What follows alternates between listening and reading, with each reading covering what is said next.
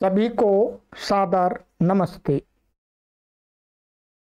देववाणी संस्कृतम YouTube channel में आप सभी का हार्दिक अभिनंदन है। मित्रों, अंत्येष्टि संस्कार प्रशिक्षण की सीरीज में कक्षा 5 को आज हम पढ़ेंगे। 4 कक्षाएं मैंने आपको पढ़ा दी हैं और आज हम पढ़ेंगे इसकी 5वीं कक्षा को। प्लेलिस्ट में एक कॉलम बना दिया गया है अंत्येष्टि संस्कार प्रशिक्षणम नाम का। उस पर आप क्लिक कीजिएगा। सभी कक्षाओं को आप अपनी सुविधा के अनुसार, अपने समय की अनुकूलता के अनुसार कभी भी इनको देख करके जानकारी प्राप्त कर सकते हैं और सीख सकते हैं। चलिएगा मित्रों, और अधिक जानकारी के लिए आप इन व्हाट्सएप नंबर पर संपर्क कर सकते हैं। ये व्हाट्सएप नंबर दिए गए हैं आपको 9568104261 और दूसरा व्हाट्सएप नंबर है 8319694799। ठीक है। तो गत कक्षा में मैंने आपको चौथी कक्षा में जो अंत्येष्टि संस्कार के लिए जो वेदी निर्माण की विधि थी कि वेदी हमें कैसी बनानी चाहिए, ठीक है, उसका पूरा मैंने आपको विस्तार से बता दिया था। ठीक है। वेदी का पिछली कक्षा में एक एक चीज बारीकी से मैंने आपको समझा दी है। यदि आप इस वीडियो को पहली बार देख रहे हैं तो आप पहले पीछे की वीडियो को देख लीजिएगा तो आपको समझ में आएगी ये चीज। ठीक है। और यहां तक हमने देख लिया था इस वेदी का, ये वाला वेदी नंबर 3 नंबर वेदी, ये सारा यहां तक हमने पढ़ लिया था। ठीक है। अब आज की कक्षा में हम पढ़ेंगे विधि क्रम। विधि क्रम का अर्थ है कि सारी जो अंत्येष्टि की क्रियाएं हैं उनको किस क्रम से करना चाहिए जिससे यह संस्कार सरलता से, अच्छी प्रकार से, शांतिपूर्वक, निर्विघ्न रूप से संपन्न हो जाए। इसके विषय में आचार्य जी यहां बता रहे हैं। ठीक है। इसको आइए मैं आपको समझाता हूं। विधि क्रम माने अंत्येष्टि संस्कार की क्रियाओं को किस क्रम से और कैसे हम सुव्यवस्थित ढंग से कर सकते हैं। किसी की मृत्यु हो जाने पर उस मृतक के घर के सदस्यों को मरणोपरांत किए जाने वाले अंत्येष्टि संस्कार संबंधी कार्यों को यथासंभव 4 विभागों में बांट लेना चाहिए। अर्थात किसी की मृत्यु हो गई है तो मृतक के घर वाले जो सदस्य हैं उन सभी को उस मृतक के अंत्येष्टि संस्कार को करने के लिए जो सभी कार्य हैं उनको 4 कैटेगरी में बांट लेना चाहिए, मतलब 4 विभाग बनाने लेने चाहिए। ठीक है। और क्रमानुसार आराम से वो संपन्न हो जाएंगे। नंबर 1, पहला विभाग कह रहे हैं कि पहले में हमें क्या करना है, मृत्यु की सूचना देना। पहला कार्य तो ये है कि अपने सगे संबंधी हैं या जो भी आसपास के लोग हैं उनको ये सूचित करना कि परिवार में इस व्यक्ति की मृत्यु हो गई है, स्वर्गवास हो गया कह सकते हैं। ठीक है।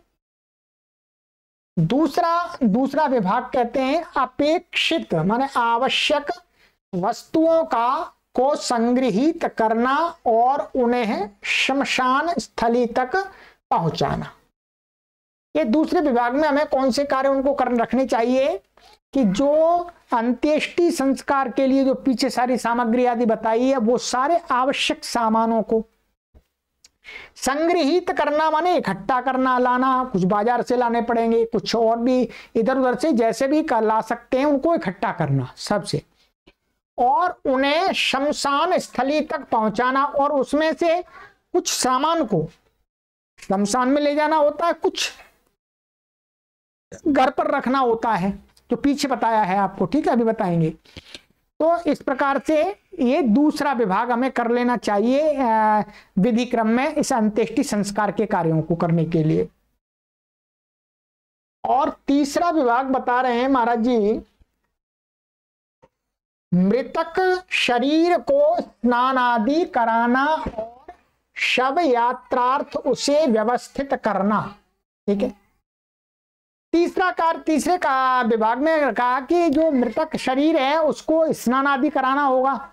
ठीक है, स्नान आदि कराना होगा, कपड़े उसके बदलने होंगे, और शव यात्रार्थों से व्यवस्थित करना, माने शव यात्रा निकालते हैं उसके लिए पूरी तैयारी करना, माने अर्थी आदि को बनाना, उस पर उसको रखना तैयार करके, और माला आदि लटकाना, जो भी चीजें हैं शव यात्रा निकालने के लिए वो पूरी तैयारी इस विभाग में तीसरे में। तथा चौथे विभाग में शमशान स्थली में वेदी की व्यवस्था करना। चौथा कार्य कह रहे हैं कि शमशान स्थल में जो स्थान है वहां पर वेदी बनाने का कार्य करना। इस 4 कार्यों को, यानी 4 विभागों में सारे कार्य बांटते हैं। ठीक है, यदि ये चारों कार्य पृथक पृथक 4 व्यक्तियों को सौंपे जा सकें तो सुविधाजनक रहेगा। ये बहुत अच्छी बात कही है कि इन चारों कार्यों को, 4 प्रकार के कार्यों को एक एक व्यक्ति को जिम्मेदारी दे देनी चाहिए कि आप इस कार्य को देख लीजिएगा। सूचना आदि देने का एक व्यक्ति को, अर्थात वो अपना और भी दूसरे लोगों का सहयोग ले सकता है, पर जिम्मेदारी उसी को देनी चाहिए, एक को।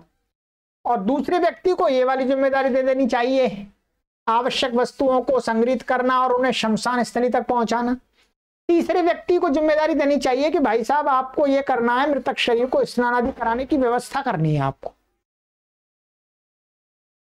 और चौथी जो व्यवस्था है, वो चौथे व्यक्ति को सौंपना चाहिए कि शमशान स्थली में वेदी का निर्माण, जो वेदी के विषय में थोड़ा बहुत जानता है उस व्यक्ति को वहां लगाना चाहिए। वो लोगों का सहयोग लेकर के, कुछ लोगों को अपने साथ लेकर के वेदी का निर्माण कार्य करे।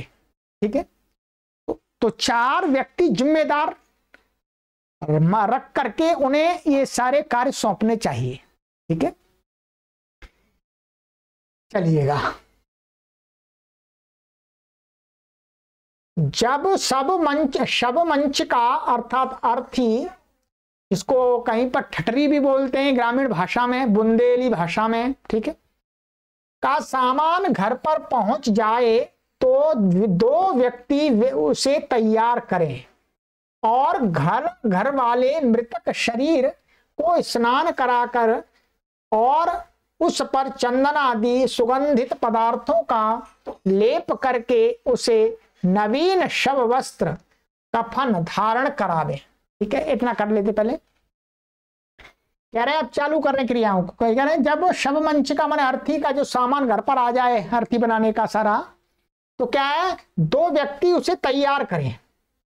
क्या उसे जो अर्थी है उसमें बांस आदि है, उसको जो बांधना होता है वो सारा तैयार करें उसे।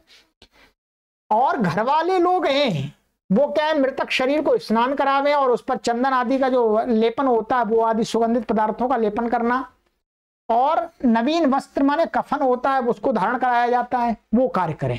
ठीक है, अब चालू हो गई क्रियाएं। ठीक है, और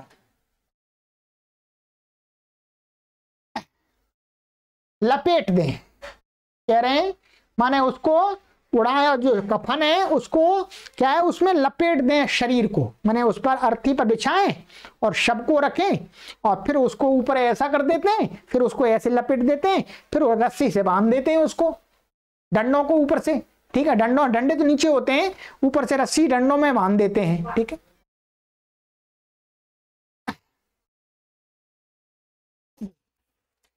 तब शव मंच का अंदर ले जाकर उस पर मृतक शरीर को स्थापित कर सूतली से सुव्यवस्थित कर लें और ऊपर से पुष्पमालाएं अटका दें। माने शव को, माने कपड़ा बिछा करके उस पर शव को लिटा दें और उसको अच्छी प्रकार से ढक लें और सूतली से उसको बांध लें डंडों में, जो ऐसे ऐसे डंडे रखे हुए हैं उनमें। ठीक है, जो अर्थी होगी वो ऐसी होगी, ये अर्थी का आकार होगा, ये यहाँ पर 8 डंडे होंगे, 8 डंडे बताए थे आपको, ठीक है। ये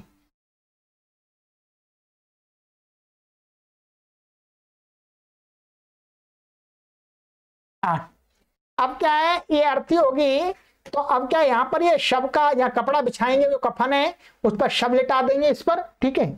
और फिर उसके ऊपर कपड़ा ऐसे ढाक देंगे, और जो ये डंडे होंगे ये निकले होंगे बाहर को, ठीक है, ऐसे निकले होते हैं, थोड़े बड़े होते हैं, ठीक है, ये ऐसे निकले होते हैं।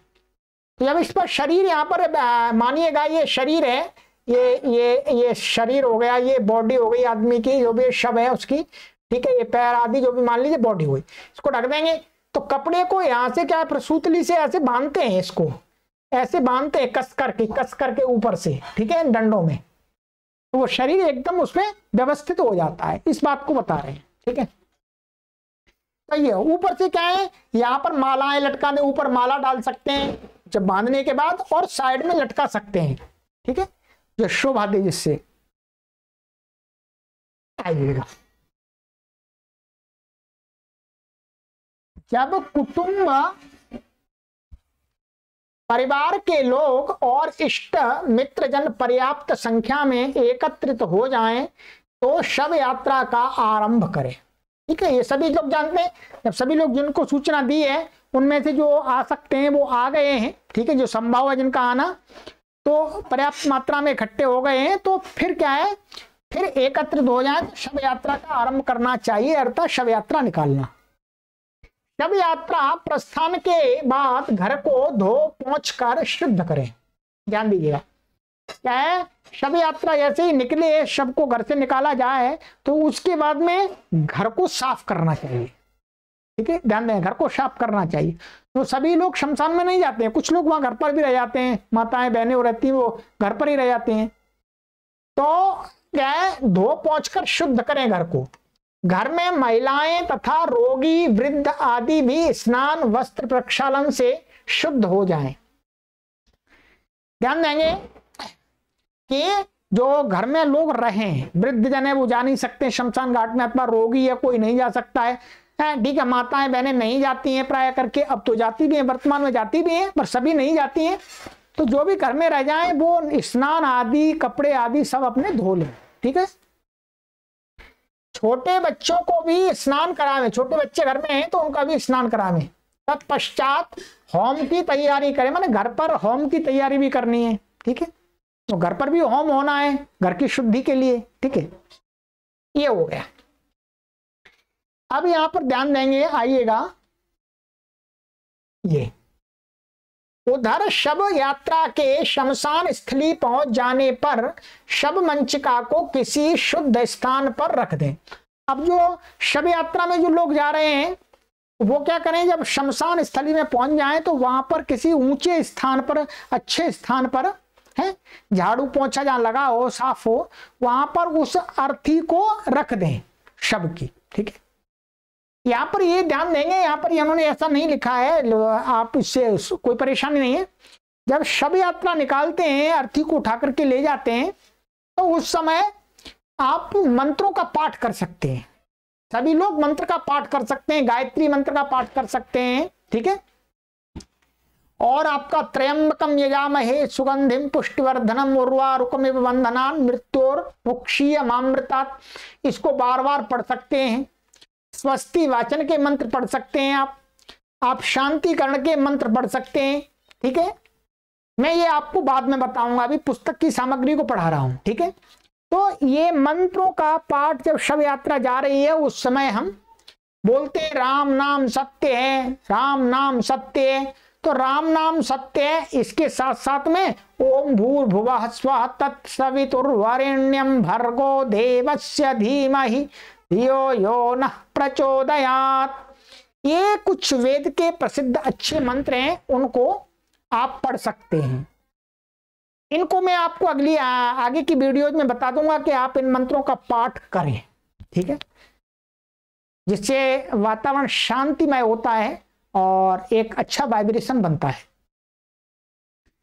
कुछ व्यक्ति कह रहे हैं गाय के गोबर से लिपी हुई वेदी में काष्ठ चयन करें। अब वेदी तैयार हो गई होगी वहां पर, जिम्मेदारी दी जिस व्यक्ति को, वेदी को बनाना बता दिया था आपको। तो जो लिपि हुई वेदी है उसमें क्या है, कुछ व्यक्ति मिलकर के क्या करें, काष्ठ चयन माने जो लकड़ियां हैं उनको उसमें चिने रखें। काष्ठ चयन करते समय क्या ध्यान रखना है आपको, ये विशेष बात है यहां पर।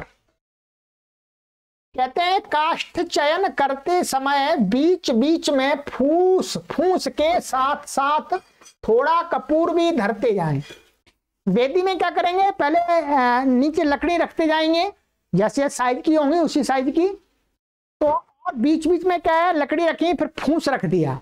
फूस होता है आप सभी जानते हैं, फूस तिनके जैसे होते हैं, घास होती है एक तरह से, उसको रखते जाएं, उसमें कपूर डालते जाएं। कुछ लकड़ी रख दी, फिर फूस डाल दिया, थोड़ा सा कपूर डाल दिया मुट्ठी भर के, फिर लकड़ी चिन्नी, फिर कपूर फूस डाल दिया, फिर कपूर डाल दिया। इस प्रकार से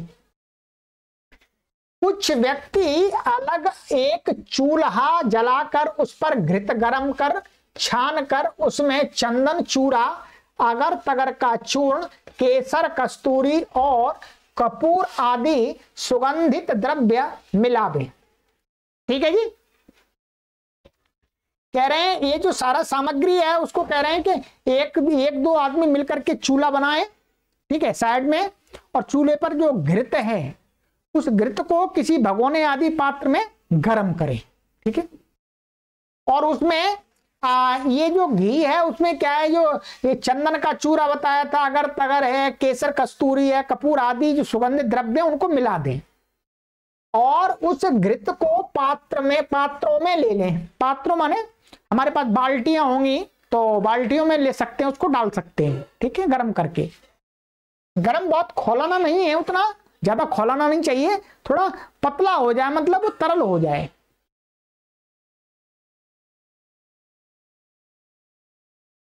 और देखिएगा, यदि हवन सामग्री लाई गई हो और थोड़ी मात्रा में हो, यदि हवन सामग्री है परंतु जितनी बताई है मात्रा में उतनी नहीं है, थोड़ी है, 1-2 किलो है, बताई तो 10 किलो 20 किलो थी परंतु नहीं मिली किसी कारण से, तो क्या करें, तो कहते हैं कि वो हवन सामग्री यदि लाई गई थोड़ी है मात्रा में तो उसे भी घृत में ही मिला दें, उस सामग्री को भी घृत में ही डाल दें। ये ध्यान देंगे। यदि हवन सामग्री विशेष मात्रा में हो माने अधिक मात्रा में है तो उसमें इतना घी अवश्य मिला लें कि वह सूखी न रहे। यदि अधिक मात्रा में सामग्री 20 किलो 25 किलो आपके पास में, तो क्या करना है, उस सामग्री को अलग रखना है। घी में से कुछ घी लेकर के किसी पात्र से उसमें सामग्री में घी छिड़क लें और उसको मिला लें। ठीक है, इतना मिला लें गीली हो जाए, अधिक गीली नहीं, उसका एक वो पैमाना बता रहे हैं कैसे, मन वह सूखी न रहे और मुट्ठी में बांधकर पर्याप्त दूरी से उसकी आहुति दी जा सके। अर्थात इतनी गीली हो जाए कि उसको आराम से ऐसे मुट्ठी में लें तो वो थोड़ा लड्डू सा बन जाए और उसको ऐसे दूर से फेंकें तो वो बीच में बिखरे नहीं, वो वहां पर उसमें ही जो अंत्येष्टि जो अग्नि होगी लकड़ियों का जो वेदी है उस तक पहुंच जाए। ठीक है, यदि सूखी होगी फेंकेंगे तो बीच में टपक जाएगी, तो इतनी गीली हो जाए, लड्डू सा बन जाए उसका हल्का सा। ठीक है, उसको फेंक करके वो सीधा वहां पर जो वेदी है उसके बीच में गिरे। ठीक है, ये बता दिया आपको सामग्री का तैयार करने का तरीका। ठीक है, अब कहते हैं आइएगा, जब वेदी में आधी ऊंचाई तक काष्ठ चुन दिए जाएं, वेदी की जो लंबाई है वो बताई थी उन्होंने 2.5 हाथ, 2.5 हाथ गहरी बताई, मतलब लंबाई नीचाई, लंबाई में नीचाई, गहरी कितनी बताई थी 2.5 हाथ। तो कहते हैं कि जब वेदी में नीचे से लकड़ी काष्ठ चयन करेंगे तो मतलब आधी ऊंचाई का मतलब हो गया आपका 1.25 हाथ, 1.25 हाथ, इतना 1 हाथ और इतना चौथाई भाग, इतना ऊंचा मतलब लकड़ी काष्ठ चयन हो जाए,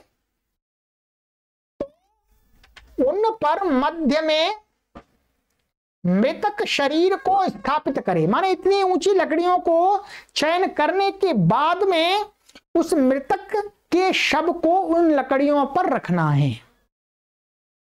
ठीक है, स्थापित करें, उसका सिर उत्तर दिशा में हो। अब ध्यान रखेंगे कि जब मृतक को आप उन वेदी के अंदर काष्ठों के ऊपर रखेंगे तो क्या ध्यान रखना है आपको, जो मृतक का सिर है वो वेदी के उत्तर दिशा में हो, ये बहुत विशेष बात है। और पग दक्षिण दिशा में रखें, माने वेदी उत्तर दक्षिण में बनी हुई है तो सिर उत्तर दिशा में, हेड और लेग्स मन पैर हैं वो दक्षिण दिशा में होने चाहिए। अब देखिएगा, ये तो एक सिद्धांत के अनुसार बनी हुई वेदी की स्थिति को बताया। यदि आपने ऐसी बनाई है तो बढ़िया है, परंतु वर्तमान में क्या होता है, जो शमशान घाट होते हैं उनमें वेदी पहले से ही बनी हुई होती है, आपको बनाने की अनुमति नहीं दी जाती है, आपको बनाने की अनुमति नहीं दी जाती है, जैसी बनी है उसमें ही आपको करना होता है। अब उसके लिए विकल्प दे रहे हैं, ये विकल्प दे रहे हैं कि यदि ठीक सिद्धांतानुकूल वेदी यदि निर्माण ना हो सके किसी कारण से, ठीक है, तो कहते हैं यदि वेदी सम दिशा में न बनी हो, माने उत्तर दक्षिण में लंबाई और पूर्व पश्चिम में चौड़ाई इस रूप में ना हो, और दिशा कोणों में लंबित हो। दिशा कोणों में लंबित का अर्थ है कि उत्तर पूर्व मैं दिखा देता हूं दिशा कोण क्या बता रहे हैं। लंबित हो तो क्या, मृतक का सिर उत्तर पूर्व कोण में और पग नैऋत्य में दक्षिण पश्चिम कोण में रखें। ठीक है, अब देखिएगा, मानिएगा ये वेदी है आपकी, ये मैंने दिखाई थी वेदी। यदि आप ऐसी वेदी नहीं बना सकते हैं, उत्तर में इसकी लंबाई और दक्षिण में लंबाई नहीं कर सकते हैं, पूर्व पश्चिम में इसकी चौड़ाई नहीं कर सकते हैं, इसको ऐसा तिरछा बनाया गया, मानिएगा इसकी ऐसी तिरछी लंबाई हो गई है, तिरछी लंबाई हो गई और ये इसकी चौड़ाई हो गई ऐसी, मानिएगा ये। ठीक है, तो अब कैसे करें, तो कहते हैं कि तब आपको यह ध्यान रखना है कि उत्तर और पूरब इन बीच का जो भाग है उस दिशा में आपको क्या करना है, यहां पर सिर रखना है इस साइड में, और दक्षिण और पश्चिम में आपको क्या करना है, पैर रखने। ये विकल्प होगा पूरा, ध्यान रखिएगा। यदि आपकी वेदी ऐसी बनी है, तिरछी बनी है, माने ना तो पूर्व में है उसकी लंबाई, ना उत्तर में है, क्या उत्तर और पूर्व में लंबाई है उसकी, वो उत्तर और पूर्व के बीच में उसकी लंबी बनी हुई है, और दक्षिण और पश्चिम में। ठीक है, तो आपको क्या करना है, उत्तर की साइड ही देख करके उत्तर पूर्व की तरफ आपको सिर कर देना है, और दक्षिण को देख करके दक्षिण और पश्चिम में आपको पैर कर देने। ध्यान रखिएगा, मुख्य रूप से यहां फोकस ये रखना है कि उत्तर की साइड ही होनी चाहिए। पूरब माने ये उत्तर की साइड है, और उत्तर की साइड इधर भी है, यहां पर ये उत्तर माने उत्तर साइड है मानिएगा।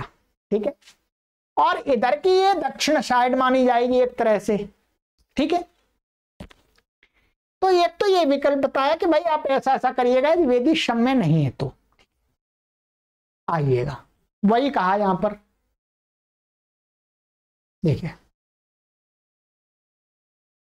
मृतक का सिर ईशान माने उत्तर पूरब कोण में, और पग नैऋत्य माने दक्षिण पश्चिम कोण में रखें। ये हो गया। दूसरा और दे रहे हैं, यदि आपकी वेदी उत्तर और पूरब और दक्षिण और पश्चिम ऐसी तिरछी भी नहीं बनी है, और दक्षिण उत्तर में लंबी नहीं बनी है, कैसी बनी है आपकी वेदी, आपकी वेदी बनी है कहीं पर आपको ऐसी वेदी बनी है, मानिएगा बनी हुई वेदी ये ऐसी है, ऐसी ये लंबाई है वेदी की, लंबाई वेदी की क्या है? उत्तर पश्चिम और पूर्व दक्षिण, माने उत्तर पश्चिम पूर्व दक्षिण में उसकी लंबाई है। तब क्या करें आप? तो तब के लिए विकल्प दे रहे हैं, आगे कह रहे हैं कि यदि ऐसी वेदी लंबाई बनी हुई है तो आपको क्या करना है? तो फिर उत्तर और पश्चिम में आपको सिर रखना है और दक्षिण और पूरब में आपको क्या रखना है? पैर रखने हैं। मुख्य रूप से उत्तर दक्षिण सिर के साथ में उत्तर का संबंध लगाना ही है, चाहे कैसी भी तिरछी हो, ठीक है। और दक्षिण और पश्चिम या दक्षिण या पूरब में आपको पैर रखने हैं, ठीक है। विकल्प बता दिया। अब इन्होंने, आइएगा मैं बताता हूं आपको, मैं पूरा समझा देता हूं। ये देखिएगा, अथवा वेदी के अनुसार सिर वायव्य माने उत्तर पश्चिम कोण में और पग आग्नेय माने दक्षिण पूर्व कोण में रखें। मैंने जैसा बताया, दक्षिण और पूर्व में पैर हो जाएंगे आपके, ठीक है, और उत्तर और पश्चिम में सिर हो जाएगा यदि वेदी उस टाइप की बनी हुई है, अर्थात उत्तर पश्चिम और पूरब दक्षिण में लंबी बनी हुई है तो, ठीक है। इतना हो गया कंप्लीट। अब यदि कहीं पर ऐसी भी स्थिति आ सकती है, इन्होंने 3 स्थिति को क्लियर कर दिया। ध्यान दीजिएगा, मैं आपको पूरा समझाना चाहता हूं, ठीक है। 3 स्थिति को क्लियर कर दिया कि यदि वेदी की लंबाई उत्तर और दक्षिण में है तो उत्तर में सिर रखने चाहिए, दक्षिण में पैर रखने चाहिए। यदि वेदी की लंबाई उत्तर पूर्व की है और दक्षिण पश्चिम की है तो उत्तर पूर्व में सिर रखना चाहिए, दक्षिण और पश्चिम में पैर रखने चाहिए। तीसरा बताया, यदि वेदी का लंबाई उत्तर और पश्चिम और पूर्व और दक्षिण में है, ऐसी है, तो उत्तर पश्चिम की बीच में क्या रखना चाहिए? सिर रखना चाहिए। और यहां पर पूरब और दक्षिण में पैर रखने चाहिए। ये 3 कंडीशन बताते हैं। एक चौथी कंडीशन और हो सकती है। चौथी कंडीशन ये हो सकती है कि कहीं पर आपको ऐसी भी वेदी बनी हुई मिल जाएगी कि ये पूरब और पश्चिम लंबाई में आ जाएगा। ध्यान दीजिएगा, ऐसा भी आ सकता है। क्या? पूरब और पश्चिम की लंबाई होगी उत्तर और एक चौड़ाई होगी। यदि ऐसी अवस्था आ जाए तो क्या करें आप? इसमें विधान नहीं दिया। ऐसी अवस्था आ जाए तो आपको क्या करना है?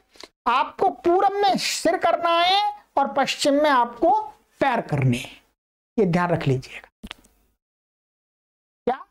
पूरब में सिर करना है और पश्चिम में पैर करने हैं। ये 4 प्रकार के मैंने बता दिया आपको पूरे, ठीक है।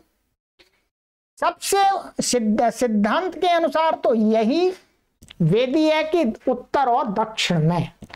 बाकी के 3 विकल्प हैं, अर्थात परिस्थिति अनुकूल ना होने पर करना तो पड़ता ही है, ठीक है, करना तो पड़ता ही है। तो आपके लिए मैंने 4 विकल्प की विधाएं बता दी हैं। आप जैसा आपको उचित लगता है वैसा कीजिएगा, ठीक है, ये आपके ऊपर है। चलिए,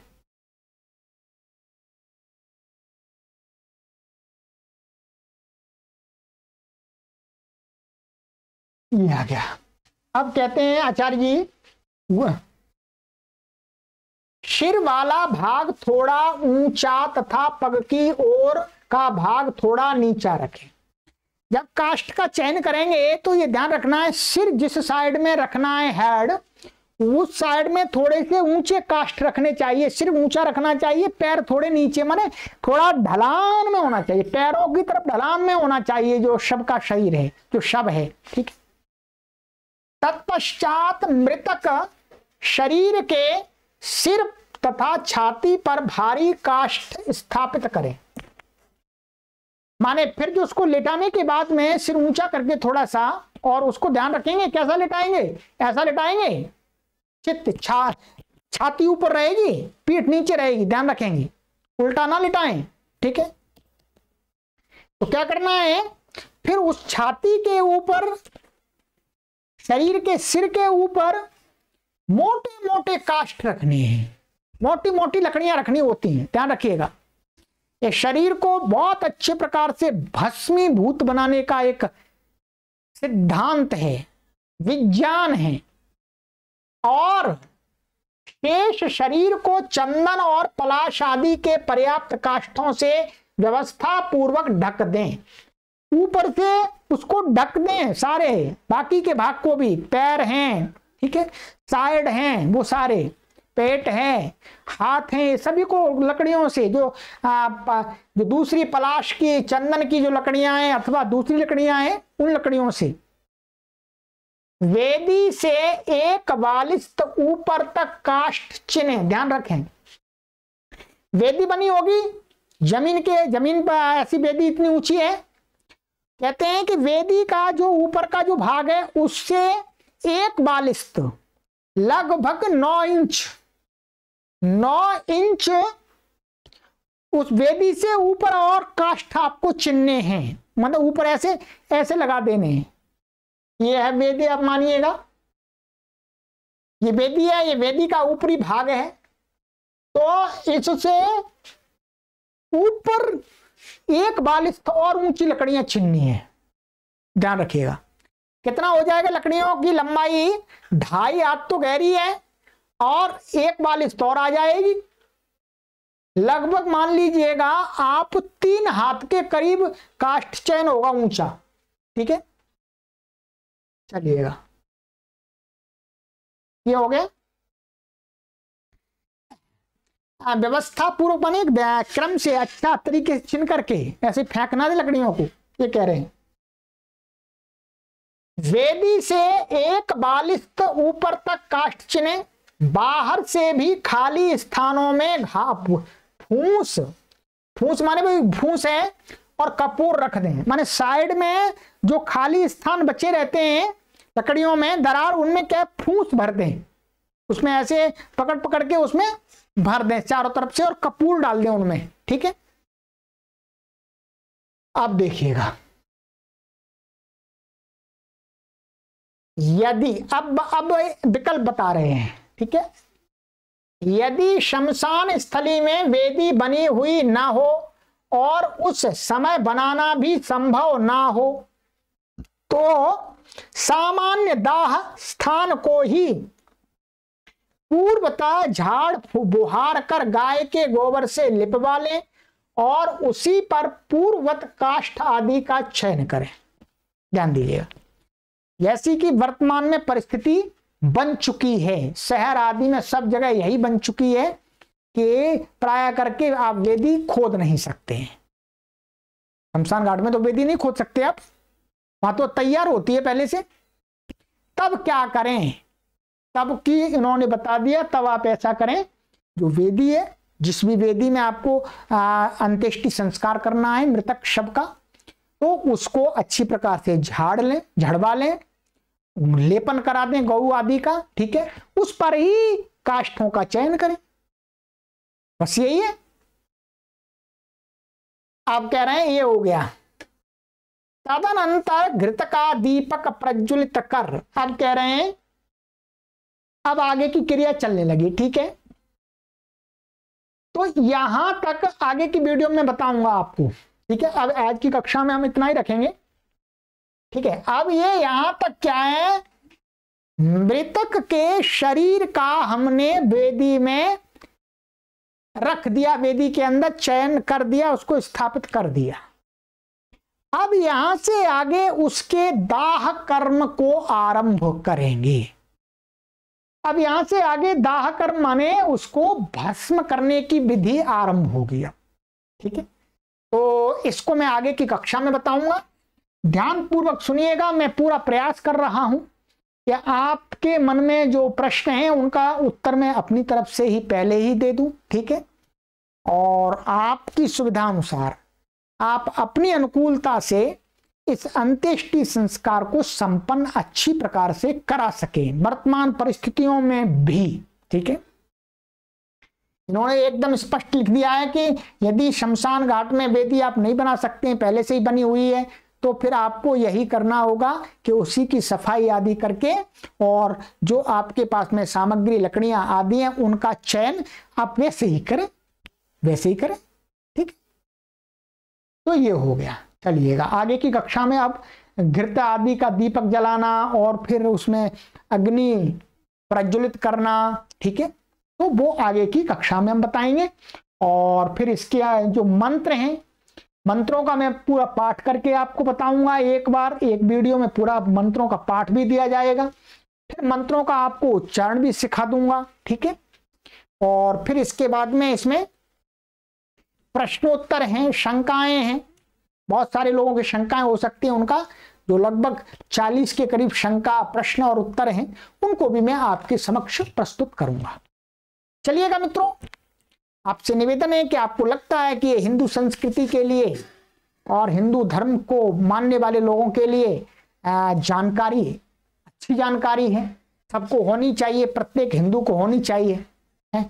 इस प्रकार की जानकारी आपको कोई नहीं दे रहा है तो आप इसको शेयर कर सकते हैं, लाइक कर सकते हैं, ये आपके ऊपर है, आपको जैसा लगे वैसा कीजिएगा। सभी को सादर नमस्ते।